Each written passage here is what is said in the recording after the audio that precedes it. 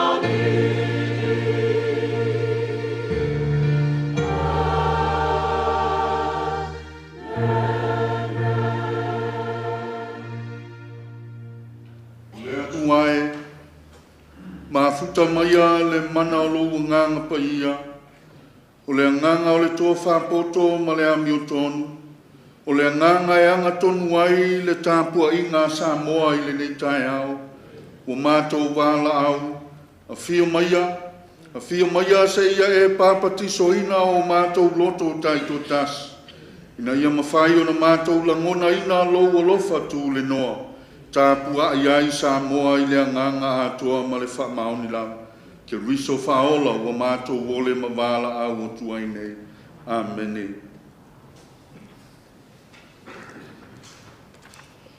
Fitu lewe inga o le atua, o le a tātou ke pese ai.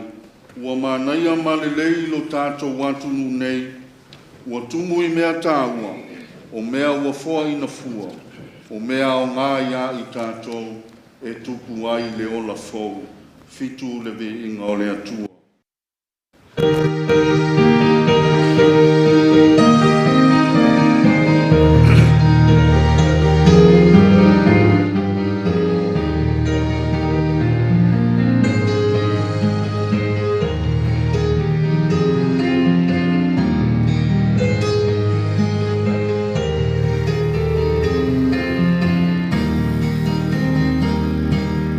Amanai,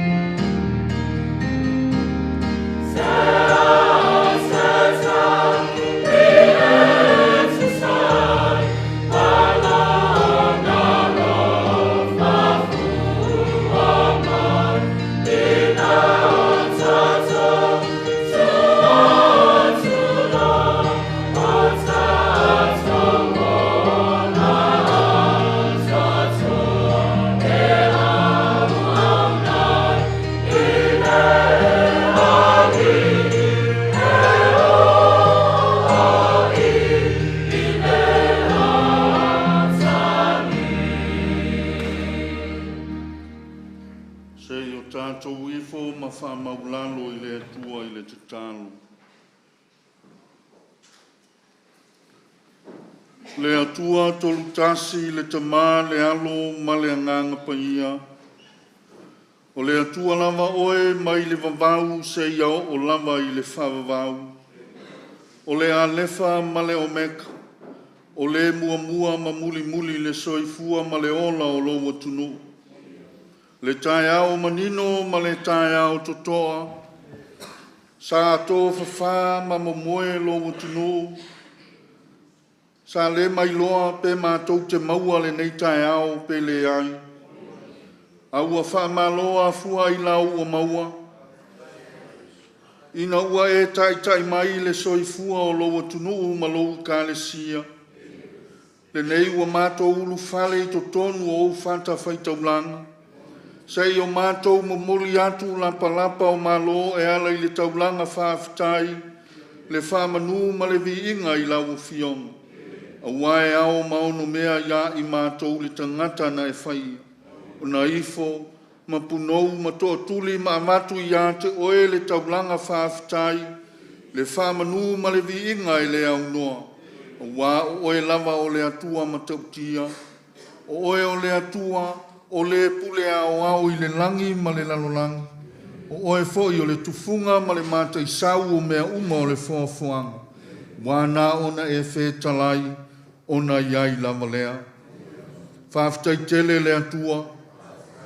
Le wha moe moe, o lou i kālesia. Sa tu ina atu i ate oe. Sa sema so mātou wha moe moe. Sa mātou le mai loa pe mātou te aulia le nei aso pe le ai. A ua whaafitai tele le atua i lo wanga le lei.We toe au maia le soifua ma le ola. O lou e kālesia ma lou tunu. O mātou iai, le lona tolu o aso sao le whaulaunga lou tunu ma lou e kālesia. Ia le atu ai, whaafitai tele. Mātou te litonu, e leo so mātou poto, e leo so mātou atamai, po sa mātou a mio ua tonu ma ato toa i o luma. A ua mauti noa i o mātou loto ma le loto whaafitai. O loa lofa tu le noa whaalia mo i mātou. Waafu ai o na mātou toe maua fia le nei tau sanga fau. Whaafitai tele le li i. Manuia loa tunuu e afua mai i ona ao se iau o lava i ona i.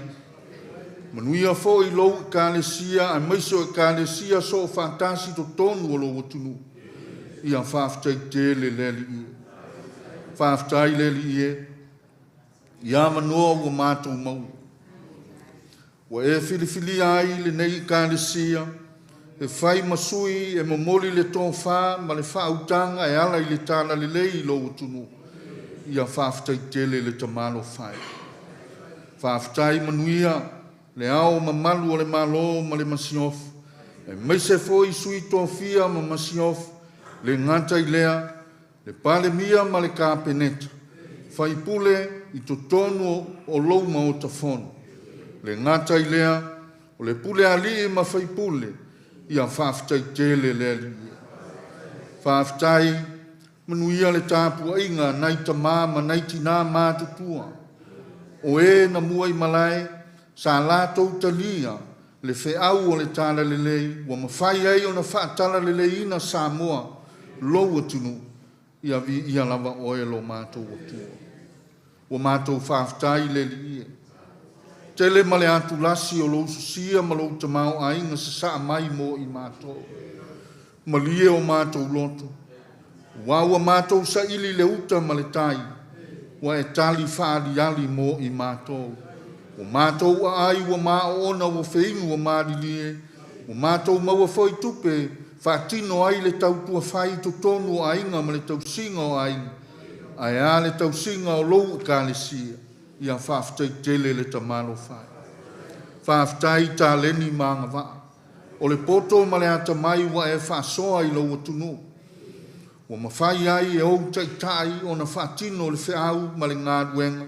O wale ati na eina. O le manuia o Samoa ma ona tangata. Ia whaafitai tele le tamalo whai. Mātou whaafitai e ala iou ekalesia so fatasi totonu o lou tunu. La lātou pito la au, e ala i le muli mawina o lou finangalo i nuu mafioanga. Lea tuai, whaafitai tele i lo wanga lelei. Mātou wa ia le tupu ma le ola o lau tala lelei nuu mafioanga. Vi ia lava oe lo mātou o tua. O mātou whaafitai le li ie. Le nei atu nuu wa whai mo mātou tofu. Toa fia malie. Le aini taua mani se vai vai inga. Aua na o lo mātou ola ngā lulue māti na e a inga. Ai maise le ola tāpua i o lo tunu ma lo ekalesia i atu oe. Wā oe lava le pongai ma le afuanga o mea le lei uma. Whaafitai tele le tamalo whai. Whaafitai. E ala i lupe whaalele po taulanga soi fua lo tunu. Ta ape masala lau i ta whaifia o Samoa ma le lalolanga. Wale taua suina o le ipu vai o le ola, ina se ia maua ni anganga, fuli tua i le loloto o le angsala, a ia fo i atu i ate oe le atua manu malo. Ia le atu wai, e le lanu, e le lava mato upu e wha matala tala ina ai ma sufi ai lo alofa tu noa mo Samoa ma lou ekalesi. A ua mato wha pe ifu. Ia fo i atu lava ia te oe le vi inga. Le wha manu ma le wha whitai e lea unua lau. Pangana wa lea le tamalo whai. Wha sifo o lou atu nuu i le nei tai au. O se whea ngainga le tutusa lava i mātou ma lau o fio. Mātou taritonu, mātou te si i pēa le tai lo tātou wā whea ngai ai. O se atu nuu le wha maoni ma le ami o tonu. Wa mātou soli pēa au polo inga wa uma o nei awa o mai mo i mātou. Wa mātou o atu i au luma i le nei tai au. Wha mole mole le tamalo whai. Wha mangalo mai lo o tunu. Iona tai tai wha le malo o matanga luenga lo lātou whaiva o le tautua ina o lo o tunu a wase manuia mo a tai au. Wa mātou talitonu wa le atu o toa lava whaiva. Wha mangalo fo i le pule ali i mawhai pule. La lātou tō whae sa ili a wase manuia o Samoa maona tangata. Le atu ai. A whai ua le ami o tonu ma sa o la lātou whae unga whai o tangata. Wha mangalo le li ia. Wha mangalo fo i le pitona au a lou ekalesia. Ekalesia so o whaatasi to tonu o lou tunu. A whai ua whaatae alunga la mātou fe au ma la mātou ngā ruenga e ala i le tala le lei. Ia lea tuai. Wha mole mole wha mangalo mai. Wha mangalo nai o mātou tamā ma nai o mātou tina mātou tua. Wha ata o toria i maota malawa. Lo lātou whaiva e tāpua ia whaiva o Samoa ma lo utunu. Mātou te tālo wha mangalo. Ia wha mangalo tūpulanga lalo vaoa o lo utunu. Mātou mata mata i TV, a upenga te whailang. Lea tu ai, mātou wa aia ma le alofa. Wala au whasaina ma le aisa. Wa awhi ai le soifua o tūpulanga whaiae o lo utunu. Lea tu ai, wha mole mole wha mangalo. Wha mangalo lo mātou wā whenga iai ma lau o fio. O umona e saunia ma tāpena ina. Le whaolatanga mo i mātou e ala i lou alofa tū noa na e maliu ai ma e toe soi fua manu malo i le oti ma le tūnga mau. Ina ia whaola ina Samoa mauta ngata ma le lalolang. O mātou wala au, a wea ia le toto o eke risu. Whai leo se ala e tōngi ola ina ai i mātou ma wha mangalo i mātou. Ia o mātou o atu i o luma i le nei tae au. Lea tu ai. Se ia e alofangia le tāpua i ngā Samoa. O ai ea a mātou wō i ai, o laua fionga o le ou wha manuyanga i le tino maleanganga. O mātou wala au le tamalo whai, se ia e wha manuia i tai o lou o tunu. Ia maua pēa le tō whāpa ia ma ia te oe. La tau te tausi wā tele ai lau whe au ma lau ngā ruenga e maise ai lou ekalesia. le atu ai ia e whaamanuia. Whaamanuia i le sio manga o Samoa, tua maota malawa, e tua iai le au unanga, e tua iai le soifua tau tua i nuu maainga e maise lou EKALESIA, ua mātou te talo le tamalo whae, ia iai au whaamanuia. Whaamanuia, le au mamalu o le malo, ma le masiofu. Maise foi sui tofia ma masiofu, le ngata i lea, whaamanuia i le pale mia, e maise le kāpeneta, o whaipule uma o le maota o Samoa, o mātou te talo leli ie, ia iai au whaamanuianga mo i lātou. Ia lātou whaamoe ma whaalangolango ma saili ia te oe le tō whaama le uta. Ina ia mawhai ona soala upule se manuia o Samoa maona tangata, sili ona vi ia oe lo mātou o tua. Ia whaamanuia, i le pule ali i mawhai pule, lo lātou whaiva a wāle tau sing o a inga manu, o mātou te talo leli ie, se ia se saa whaoti le utu o le whai mea, i au whaamanuianga i le tō whaama le uta, ia mau pea, ma ia pa ia pea le tō whaa lātou te tausi ai lou atunu ma lou EKALESIA, ina ia maua se Samoa e whaamoe i a te oe, o wae whaavae lou atunu i a te oe, ina ia manuia o tangata. O mātou wala au fo i leli ie, se ia e whaamanuia. Ta mā tutua ma tina mā tutua o tāpua ia whaiva o lou tunu. Po le whala maula le mulilai maota malawa. Mātou te talo tulu i pēa nisi yaso lo lātou soi fua. Ia le atu ai. E le ngalo. Wha mole. Se ia e lo whangia. Lupe wha lele o lou tunu so se tafa o le lalolangi o ta se ai ona oe malou tāna lele. O mātou te talo. Ia pa ia la lātou tō whae mōli mawai lou whinangalo. Ina ia sanga whaatupu te leina pēa lou tāna lelei.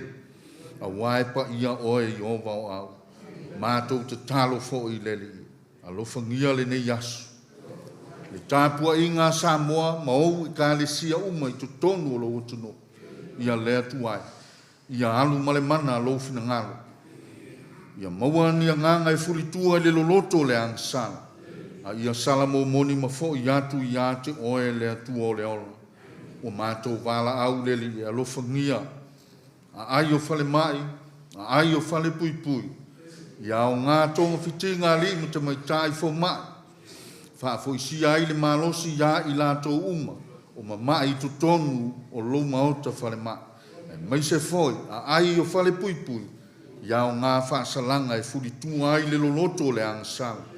A ia wha peona toe maua le so tanga ma oe lo mātou atua.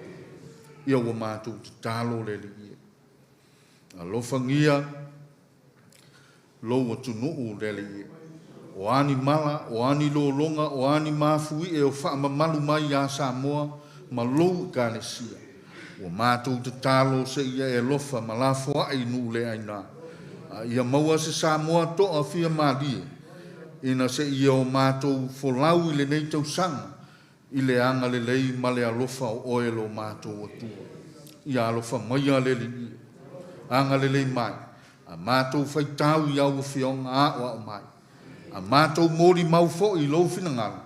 Au auna vai ma le whatau wa alava i mātou. E mātou te wha moi le mana lilo lo nganga pa ia, o le nganga e ato toa ai o mātou fai. Ina se ia wha matala lilo ia i mātou le uinga moni ma le loloto lo finangana. Ina ia alu le fe au o le tala le lei maua ni wha manga wha le ngana. Sanga tā oso ina i pea le soifua wha tua o Samoa ma utangata. Ia o mātou te talo ia le li. Wha tasi ai ma le tele o mana o ngalilo wa e sila fia le tamalo whai. Se ia e alofa, se ia e talia mai. Ke riso wha ola o mātou wole ma wala au atu ai nei. Amen e lo mātou tamae o i le langi. Ia pa ia lo suafu. Ia o mai lo malo.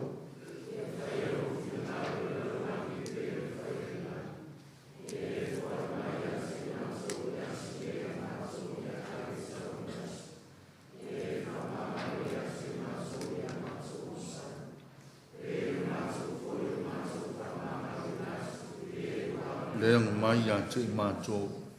Au foi le teitai nei mātou I wha susong. Ai e la vea ia I mātou ai le leang. I mālo ma le man. Toa ma le vi inga e wha mabaulang. Amen.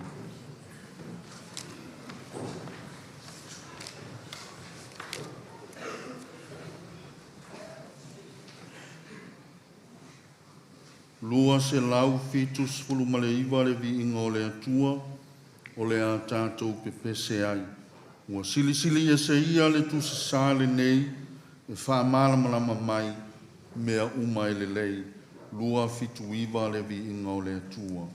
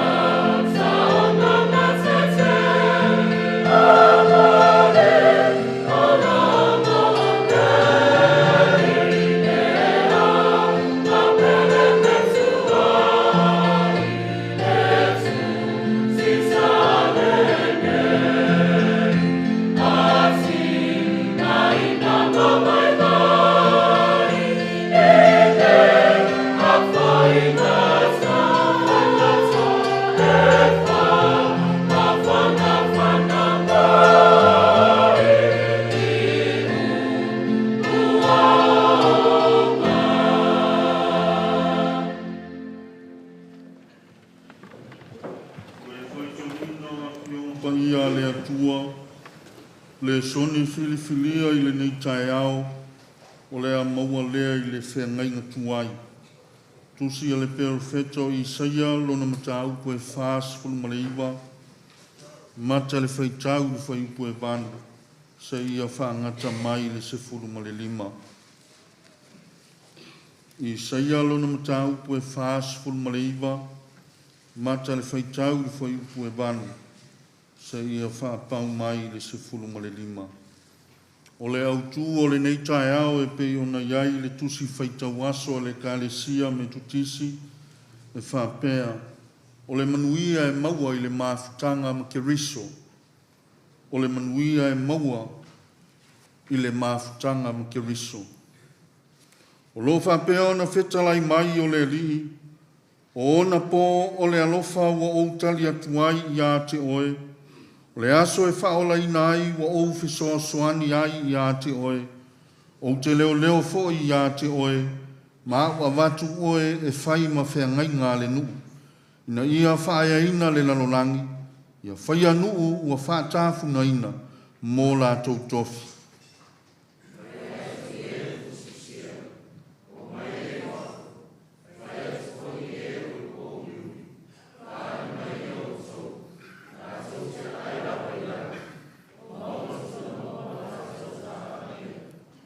Lātou te le fia ai, lātou te le fia inu fōi. Leo ngatia i lātou i le vevela po le la, a wā o le wā lofa ia i lātou, na te ave ia i lātou, ma ta ina fōi i lātou i vaipuna.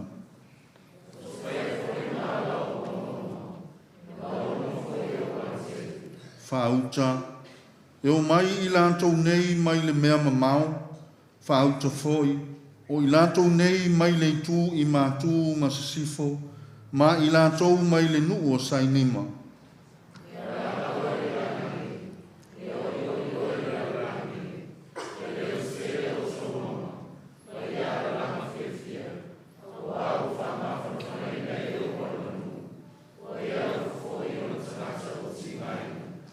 A ua whai mai si ona, ua lāfua ina a ue le li, ua ngalo mai au i le li. Na te lea lofa i le tama lona lava manamu, ai lava e ngalo i a te i lātou, ai le ngalo lava oe i a te a. O le vi inga iwa, tātou vi ia le tama, tātou vi ia Yesu, tātou vi ia le nganga sae o i le whavavau.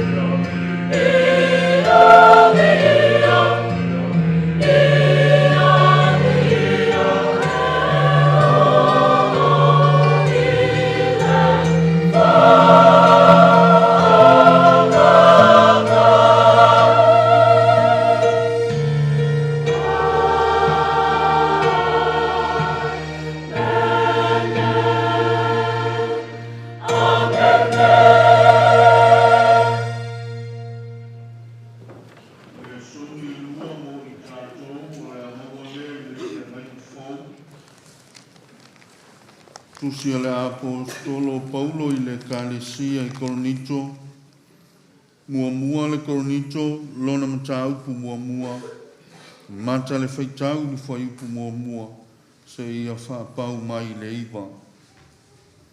Mua le Koronito, lona mataupu mua, mata le whaitau ni whaiupu mua, se ia whaangata mai le iwa.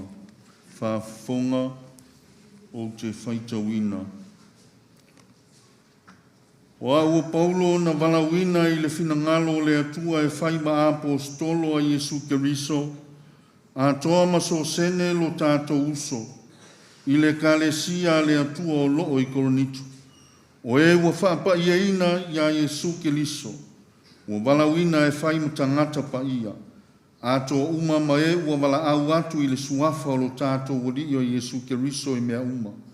O lo lātou wali ma lo lātou.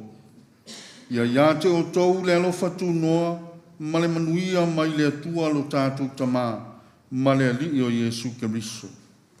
O te whaafitai atu i le atua e le au noa ona o tau. Ua o le alofa tu no le tua wafoa ina mai ia te o tou ia ke riso Iesu. Ina ua ato toa na whata mau a inga ina o tou e ia. Ua ia te o tou le upu ma le malama atoa. Whapei o na wha maoni le moni o le upu ia ke riso Iesu ia te o tou. O lea, ua o tou le mātiti vai se mea alofa e tas. A o whaatalitali o tou le whaalinga o lo tātou ali o Iesu Keriso. O ia foi, nā te wha tū mawina o tou se ia o atu i le unga. Ina ia le ai se mea e whaasala ai o tou i le aso o lo tātou ali o Iesu Keriso. E wha maoni le atua. O le ua walawina o tou. Ina ia mafuta whatasi molona alo o Iesu Keriso lo tātou ali. I sanga whapupula, ma wha malama i le nganga o le atua, le whaitawina o ana a whionga paia, mai le whea ngainga fōu a toa fōi ma le whea ngainga tuai. Mai atu maupea i a te ia lona viinga, nei se ia o i le whaavavau lava. Ameni. O le tātou tauranga lilo.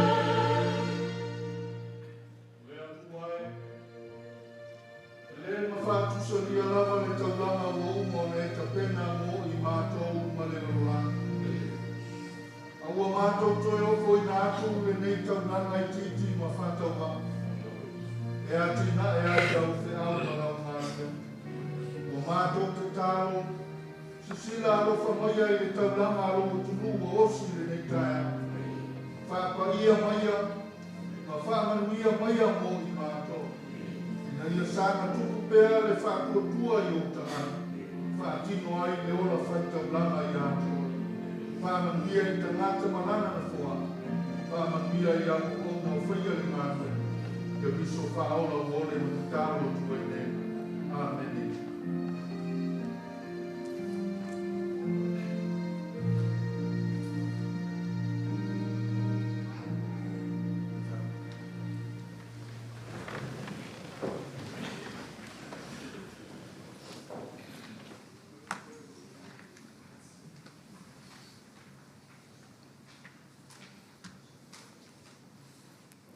O le a tātou toe whaamalolosi atu, I lona vi inga e lua se lau se fulumaleiva. Lua se lau se fulumaleiva le vi inga o le atua, o le a tātou whaamalolosi ai. Lo mātou wali ie, ua mātou tau mawhai, ia lulu ia le fua e le lei, ua e tuuina mai. Lua tasi iwa le vi inga o le atua.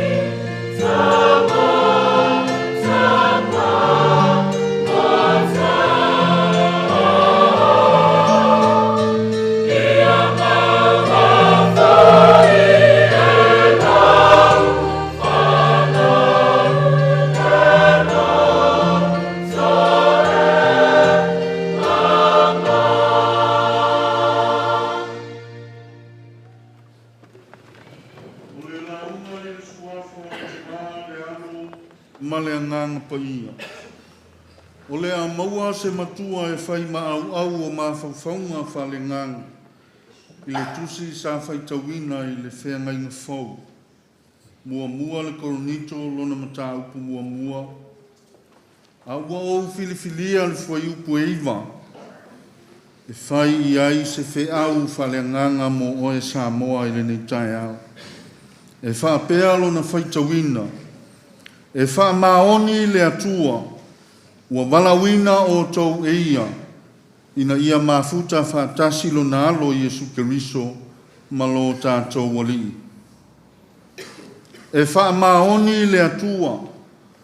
Ua ia walawina o tau e ia. Ina ia mafuta wha tasilo na alo o Yesu Keriso malo tātou wali. So se mafutanga lava. E wha vai le alofa ma le wha maoni. Po le lava le tu a inga mafutanga. Po to tonu o le atunu. Po to tonu o le ekalesia. Po to tonu foi o a inga manu ma fioanga. Po wha la po to putonga foi. Po se unu ngali i foi. O le mea mauti noa. E wha vai le alofa ma le wha maoni o le atua. Ai sea e wha vai ai le atua ma le alofa ma le wha maoni. E mau popo. Ma fe alofani ma tu mau. Ona o le moni o le alofa. A toa ma le wha maoni ngā ruenga whatino. O mea ele lei, ma wha aua ua i pea mafutanga. O lona winga. A whai e tau sisi le alofa ma le wha maoni tangata uma o se mafutanga. E fua mai foi mea le lei ma le mātanga o fie. A toa ma wha manu yang. O le a avea lea mafutanga. O se mafutanga malosi. Mangalu lue fatasi. O le mea moni. E whaingatai le fili o na talepe ma le petia. Ona o loto watu fatasia. Mafusia i le alofa. Peitai. A whai ua le moni i le alofa ma ua le ai se wha maoni to tonu o mafutanga. O le mea moni. E tupu le vevesi ma whaingatai. Ma e o atu ai lama. Ina ta ape ma fe fuli tua. O tu langa ma sani lama i mea nei o mafutanga. A whai ua vevesi ma afia i whawhita audi. E lesu ea mai whafo se fafo. Pe tau sa ili se fafo i se tasi o loo iai to tonu o le mafutanga. E pupulu lava i le vā ma le loto i fale e fofo ala mea. A wā a salatai i a tonu uta. Ta alofa i le tō whā ma le alofa fua o le atua. O le malama na sungia ai le pōngi sā. Ma tai mai ta ngata koronito. Sa i le vao filifili o le angasala o le tala le lei.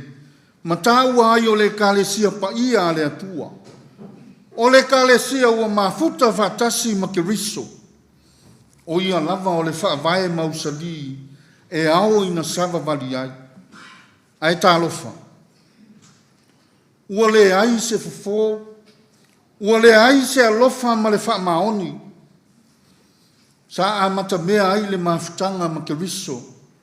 Ina ua le mawhai o na tafi e sea winga ma mionga tuai. Sa ola ai i lātou. O loo iai lava nei tangata o loo tū mau i le wha maoni. Peita. O le toa tele ua le a toa toa le ola wha tua.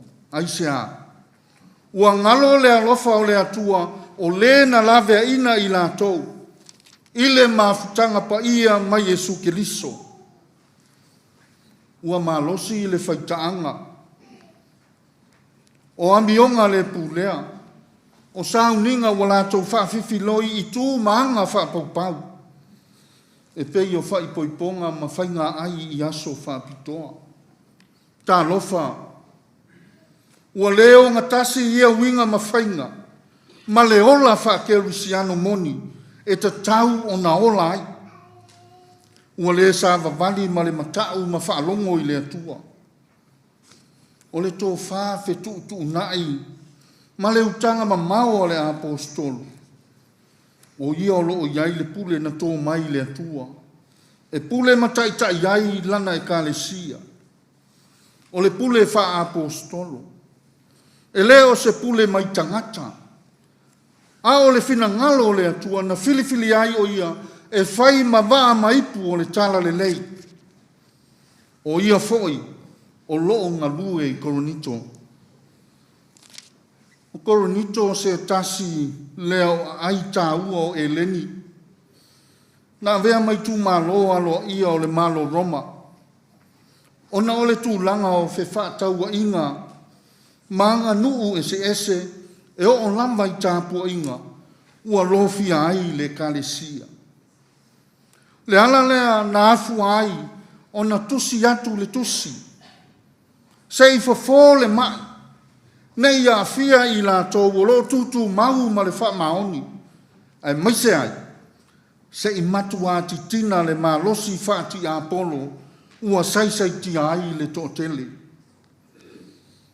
E ui lamba I le o ona. Ma tui le loto le apostolo. Ai sa tau ma whai lava I se awala tala whea ngai. Ma file mu e ngausia ai loto whai ngata. O le winga lea o le matua. Ua wha manatu e pauru. Po o asa se ma le anga o le tangata. E tū maupea le alofa wha maoni o le atua. E le suia. E le liliu lona alofa I lana tangata ua vala wina. Pa maile matua. E wha maoni le atua. Ua vala wina o tau e ia. Ina ia mafuta whatasi malo nalo Yesu Keriso lo tātou walii. Ma natu mua o le launga. E wha maoni le atua. I e ua ia vala wina ma filifilia. E wha maoni le atua. I e ua ia vala wina ma filifilia.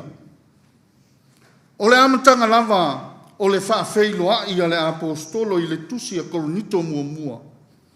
Pei o na whaitawina. O lo manino ai le mea o loo I lona loto. Se I wha malama le vala lea. E le ngata I le alofa wha maoni o le atua. E tū maupea mo I lato. A o I lato foi. Ua tāwa vai ese mai mo le atua. O lo lato wola. Ua le liuina ma vala wina I le maftanga ma le atua. E le toi pule ai I lato.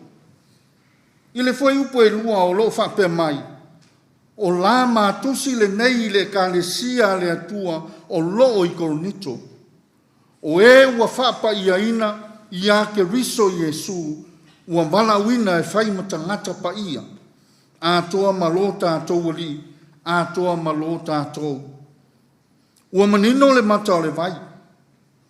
E leo se ekalesia se tangata. Po o ni tangata fo. E le ai. O le ekalesia le atua. O le whaavai papa fo I lea. E usitai ma whaalongo I ai.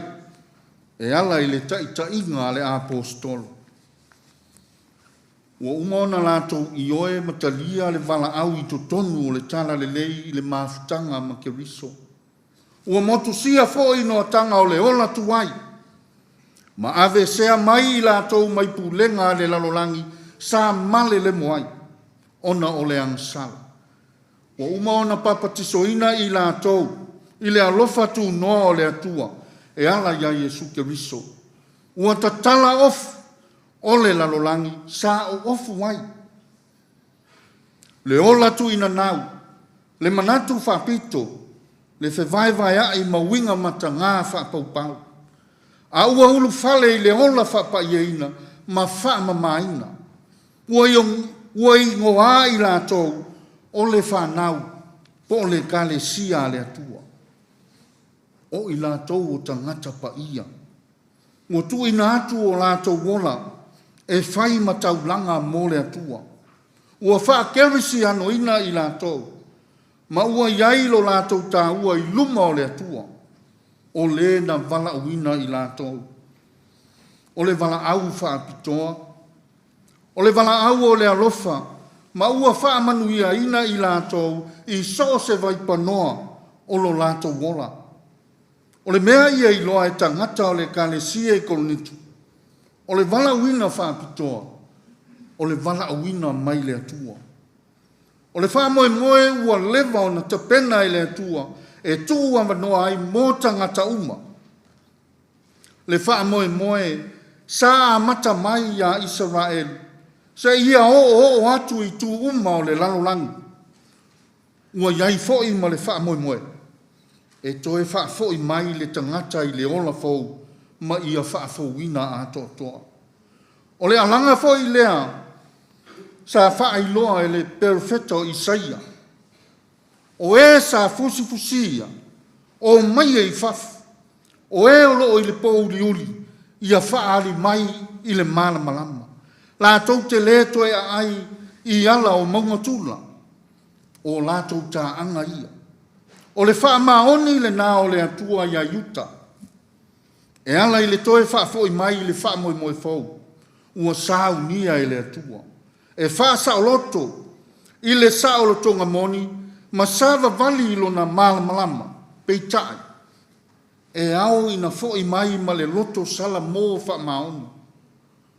O le liliu e se mai le ola tuai ma wha sanga tonu o lātou mata whalenga i le atua. O le mea sili o na tā ua i le atua. O le ola i le oli ma le fia. O le nuu na le tu la fo ina. Awawa ma e o na wala uina whaapitoa.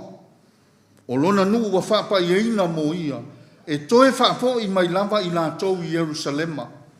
E ui a lātou anga salam ma whaata whea i nu es. A e toe whaafo uina lava i le atua lana whea ngainga ma i lātou. Whai mai le perfetto Isaia i le whai upo e sifulu ma le tasi ma le sifulu ma le lua.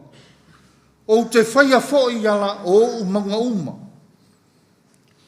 O maunga ma o wala tele, whaauta, e o mai i lātou nei, mai le mea mamao.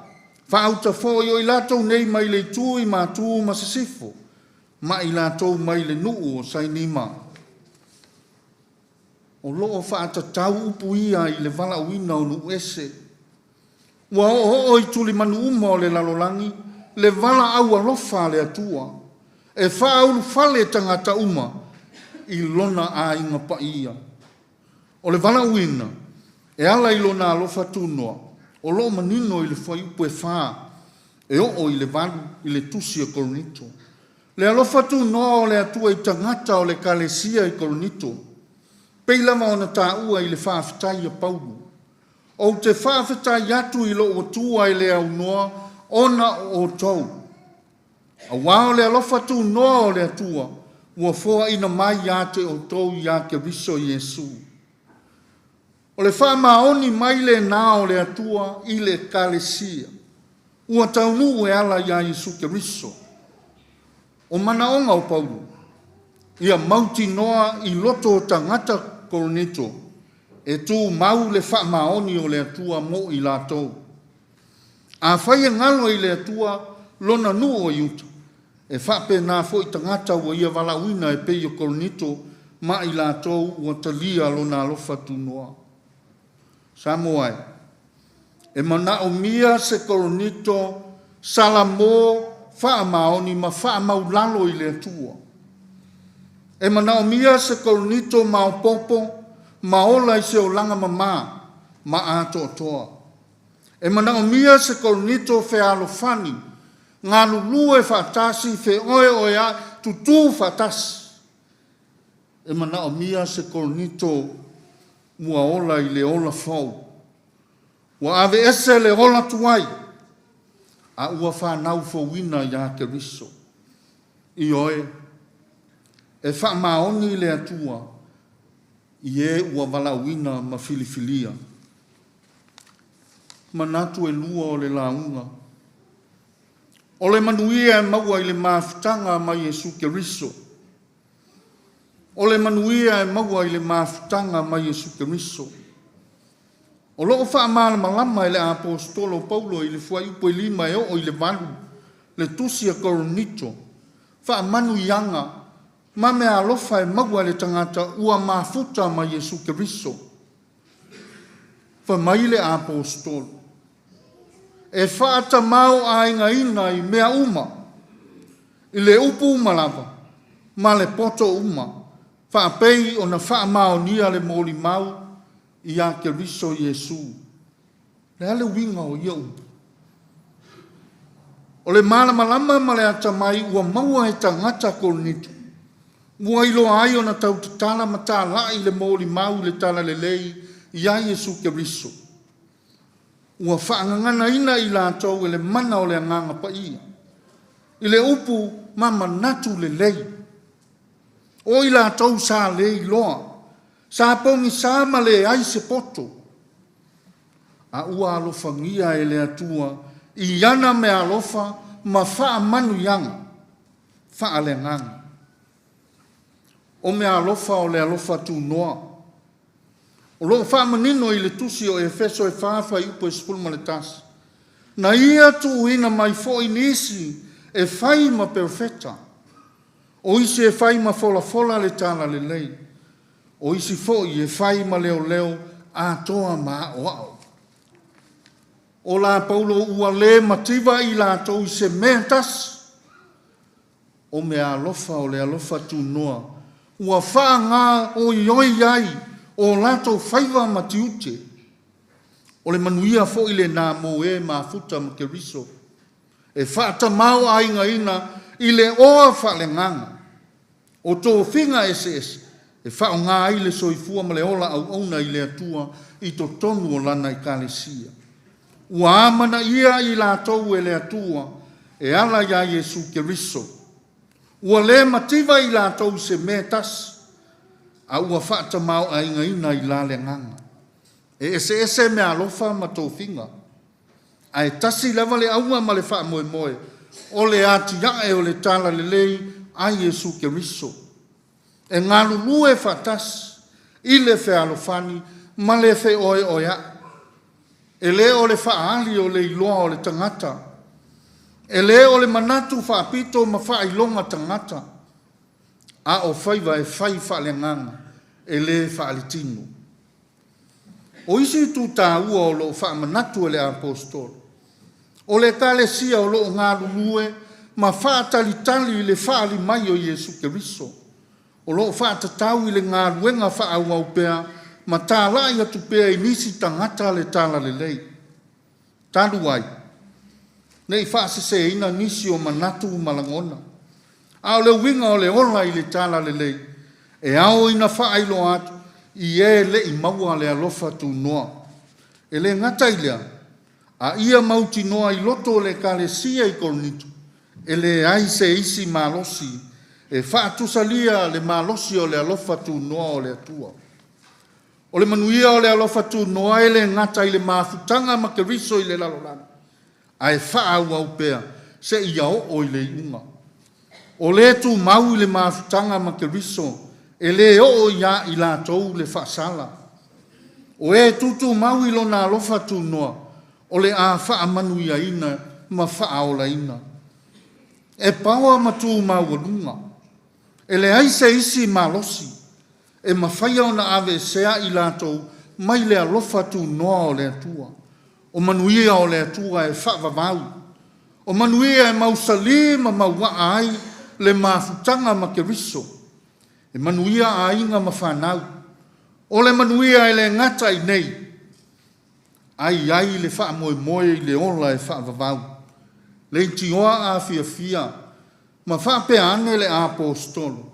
A wā. O lo mātou pua ngā ma masangia. Ma le vave ma vai. E tupu mai ai mo i mātou le manuia ma mafa. E matuā sili e se lava. Ma le whaavavau. Le winga lea o le naunau atu o le apostolo i a kolonito. O ave vesi, O a whaingata ua tutupu I le ekalesia. O puapua ngā e whaingofie o na fo ia ma ave sea. Ai a whai e onosa ia. O le a whaatupu ina pea le manuia wha le nganga. Ma tū mau ma malosi e o I le whaavavau. O le manuia ua maua ai le wha maanga longa.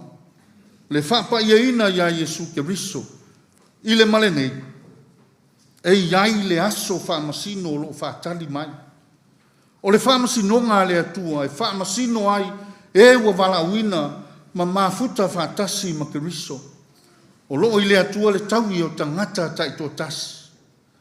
O e sa tu mau I le mafutanga ma Keriso. O le a ulu fale I le manuia. O e sa le wha maoni. O le a o atu I la tau I le malaia ma le wha sala e wha vavau. O le nau ta inga lea o le apostolo. Ma o le fina ngalo fo I lea o le atua I lana ekalesia. Ia tau nuu tangata uma I le manuia o le alofa tu noa. Ua ta pena I le atua. Mo lana whanau. I oe sa moa le atu nupele. Ua lewa ona wala uina I tātou e le atua I to tonu o lana ekalesia. Ua lewa ona whauru whale I tātou e le atua I le o langa whaapa ia ina e ala I lana tala le lei. Ua manino a ua whala. O lou tai ao na wala uina e le perfeta o nā whanua. Sa moa, tali langi se ao lo malo. Tā niu whea ngai male ata. Malai ola ma ngā whoanga. Whale u mautu angiangi. O lou tai ao wha ma wina le nā. O le wha ma oni mai le nā o le atua ia te oe. E le ingalo oe sa moa. Na wha mai te Israelu le nuu filifilia. A o le wha moe moe. Ia wha sopolia I tu e fia o le kelope. I le vala au o le alofa tu noa. Ua wha pine lo tai au vala wina. Ina ua tu mau lo wha mai. Wha mai le atua sa moa. O le wha vai papa e le mawhai e satani mana au. Ona wha to I lalo. E tali tonu le loto Samoa. Ua sau whangale to tele I le tini ma le tau muunga. Ua wha pale ina ma wha anofo tupu wha tasi ma ia. O I la tau o e sa wha maoni le vala uina ma tutu mau I lona alofa tu noa. Ua I ula lato tau sinionga I le manuia ma le oli oli. Ona o le mafutanga ma Keriso. Samoa e le atu nupele. A o tātou iai le soifuanga o tātou wolai. O le mea moni. O lano nei. E whai tau ai lunga. O nei. E wha mauti noa ai tai au. Ina nei o tātou wola wha leo ngā lua. Ma lua lua ngia e pei o le ekalesia I kolonito. Ma tātā whawhau pea I le mānai o le lalorangi anga sala. E le mapu le tau longo longo a le tala le lei. O la le profeta o Isaia. E ngalo ea I le whawhine lana tama usus. Na te lea lofa I le tama alona manamu. Ai e ngalo ia te I la tau. Ai le ngalo lava oe ia te a. Samoa e. O le alofa whaatina le nā o le atua I a te oe Samoa le atu nutofi. E se ma whaafuata oe, ma tausi whaapelepele. E le ngalo oe. E le whai mea tuu le atua. Ua au tausa ngā le whea ngainga o le alofa tu noa. Ua au tausa ngā le mafutanga ma Yesu Keriso. Moni Isaia. E le ngalo ta ua I le atua. Lona alofa tu noa. Ua uma ona wala uina ai I tātou. E mori mau lau sila sila. Ma lau fo iwa ai. Ma lau whaalongo. o mea ua tutupu, ma le itu ainga o langa ua suia ai Samoa. O le mea moni, toa tele lava o masalo-salo. Ma faa loto lua, ma faa tae alunga, le soifua tautua ma au auna i le atua.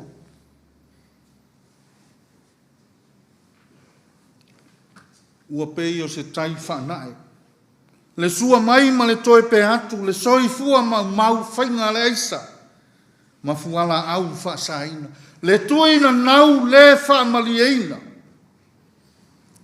Tā lofa, toa tele ua solo muri ai. Ua o ese mai le alofa tu noa o le atua. Ua motusia ma futanga ma atua ma whanau. A ua fia i le mafuta i le lalolangi. Samoai, e le ngalo oe i le tala le lei. E tui pea ma tua lalo pea. Le fe au o le tala le lei. E le aoa ia e le matapia le manaia. Ina nei o mātou tau le pua ma lafo atu.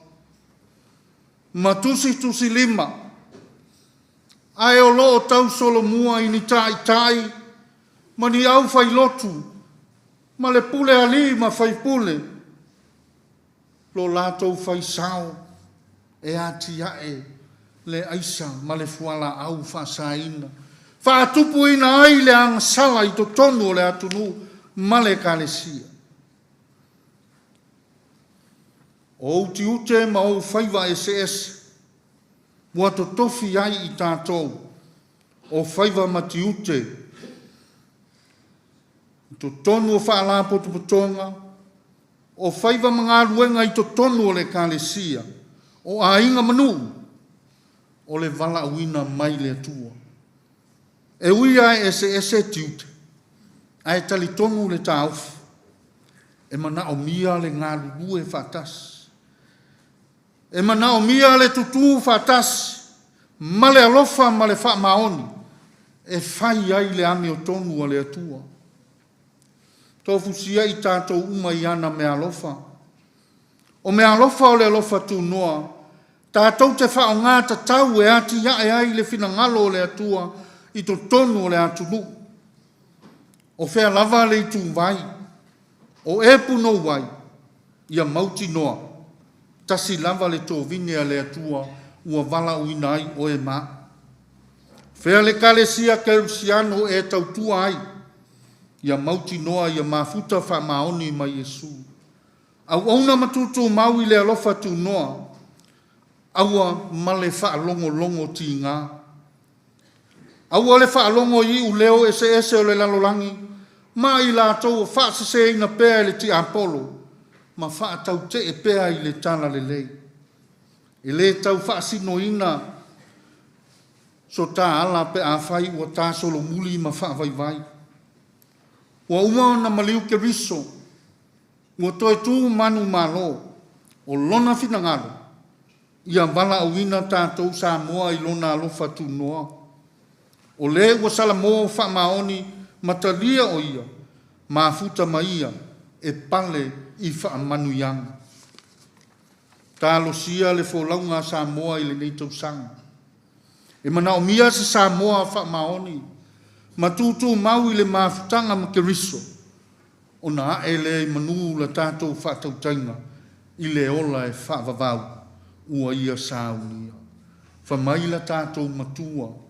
E wha maoni le atua. Ua vala uina o tau eia.